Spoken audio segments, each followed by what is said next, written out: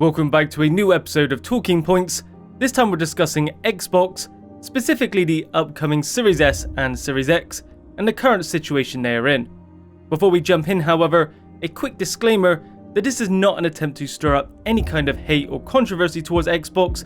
I have tried to remain as unbiased and objective as possible. So with that out of the way, as we all know, the Series X and potentially the Series S are due to arrive in November of this year, alongside the PS5, which will most likely also release in the same month. As many of you are probably aware by now, Halo Infinite was going to be a launch title, but was recently delayed to sometime next year, and there's been some disagreement on whether that's been a good or bad thing. On one hand, Infinite will absolutely benefit from the delay. The gameplay they showed, while not terrible, did clearly lack polish, with many highlighting flat lighting and low quality character models that you wouldn't expect from this console generation, let alone the next. This is something that will no doubt be improved with the extra development time. On the other hand, delaying it means the Series S, and even more so the Series X, are now in a really concerning position, as not only have they lost Halo as a big launch title, they have no other really prominent exclusive launch titles to rely on, certainly not any major first party ones anyway.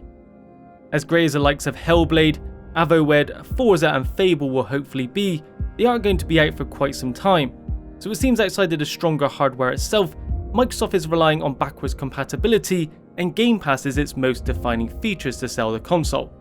Both of these are great features.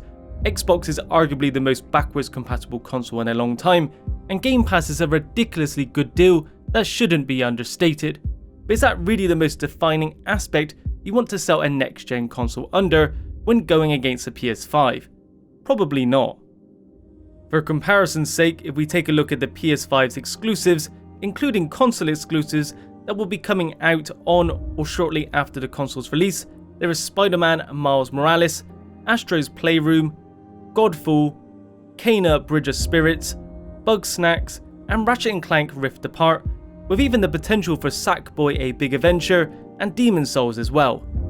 While Deathloop has now been delayed into 2021, that's not nearly as big of a blow as the Halo Infinite delay is. One thing Microsoft could do to offset the lack of major exclusives is to make sure they price the Xbox Series X lower than the PS5.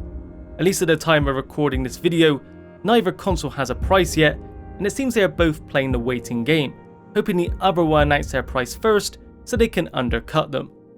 I think it goes without saying that if the Series X is priced more than the PS5, like the Xbox One was over the PS4, that's a death sentence that's going to be incredibly hard to come back from, so at the very least, they need to match the PS5's price point.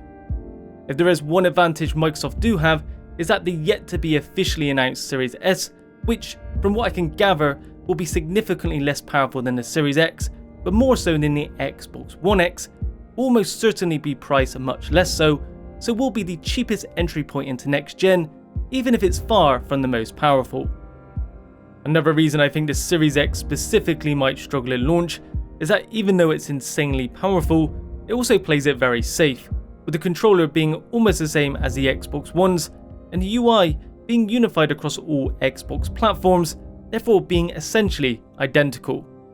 There's nothing inherently wrong with that, and there is absolutely advantages to Microsoft trying to unify the Xbox brand, but because of these similarities, it highlights the lack of exclusives even more, as when you buy a new next-gen console, you want that sense of novelty and newness that I don't think the new Xboxes offer, with maybe things feeling a bit too familiar. Therefore, I think people might be okay holding off buying one at launch, especially if they already have an Xbox One X. Rightly or wrongly, PlayStation is doing the opposite. Everything seems like a radical change, from the controller to the console itself, and I imagine the UI as well. That said, it does seem to be that Microsoft is taking a very different approach this time around, and aren't really that bothered which of their platforms you play on anymore, whether that be PC, Xbox One, Series S or X. As long as you're invested in their ecosystem and subscribing to Game Pass, they are still making money.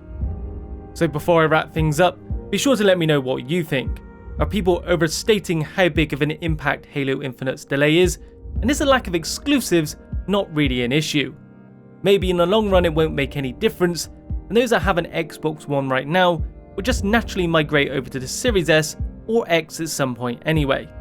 All things considered, I do think Microsoft has to be really careful now though, especially with how strong of a position Sony is in with the PS5 at the moment, as getting off on the wrong foot could ultimately be Xbox's demise, or mean they spend years fighting an uphill battle again, just like they did with the Xbox One. Regardless, I hope it does well, as the more competition between Microsoft and Sony, the more we, the gamers, ultimately win. That's it for this video. If you enjoyed it, be sure to leave a like, subscribe and hit the bell icon for a notification each time I upload new content. Thanks for watching, and I'll speak to you in the next video.